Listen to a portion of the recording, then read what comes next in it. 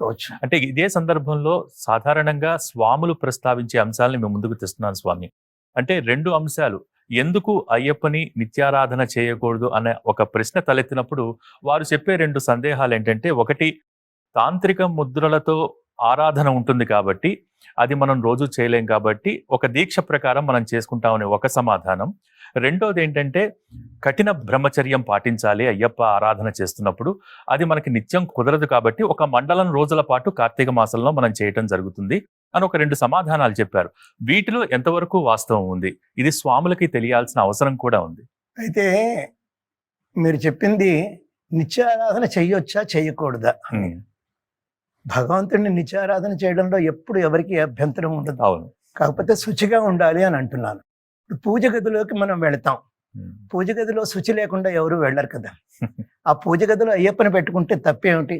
అంతే కదా. ఏమీ తప్పులేదు. ఇక కఠిన బ్రహ్మచర్యం, హ్మ్. ఈ మన సాత్విక ఆహారం, ఈ విషయాలు వస్తాయి.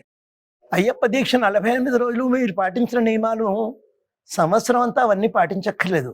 నేను ఇందాక చెప్పిన నియమాల్లో ఆ, ఏకభుక్తం సాధ్యం కాదు, కఠిన బ్రహ్మచర్యం సాధ్యం కాదు. ఆహార నియమాలు సాంసారిక వ్యవహారాలు తప్పిస్తే మిగిలిన నియమాలు పాటించడంలో ఎవరికి ఏం ఇబ్బంది ఉంది? భక్తి శ్రద్ధ 2 ఉండాలి. భక్తి శ్రద్ధ. అయ్యప్ప అంటేనే మంచితనం, అవును.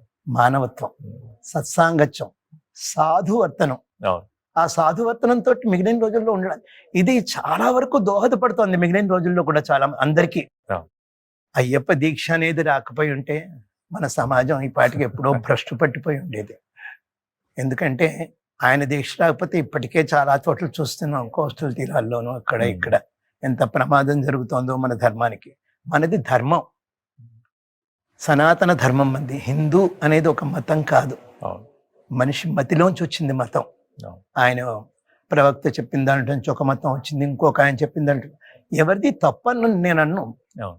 వాళ్ళది వాళ్ళు ఆచరిస్తున్నప్పుడు మన సనాతన ధర్మంలో ఉన్నవాళ్ళు కనీసం మన ధర్మాన్ని పాటించడం, మన నియమాల్ని పాటించడంలో వీళ్ళకి ఇబ్బంది ఉంది. అవును. ఆ నియమాలను మనకు గుర్తు చేయడానికే అయ్యప్ప దీక్ష అనేది వచ్చింది.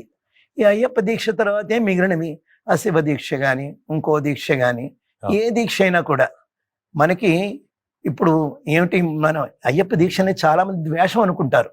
నల్ల బట్టలు ఇవి అలాగా పొద్దున్నే లేవడం అదొక ఏంటంటే ఒక టైం టేబుల్లా పెట్టేసుకున్నారు. అవును. కాదు, అది నియమం. నువ్వు నల్ల బట్టలు వేసుకున్నావా, తెల్ల బట్టలు వేసుకున్నావా, హ్మ్. ఇవన్నీ ఎవరికి అక్కర్లేదు. నువ్వు నీ అంతరాత్మకి సమాధానం చెప్పుకోవాలి. You are answerable to only your conscious. చాలా మంచి విషయం.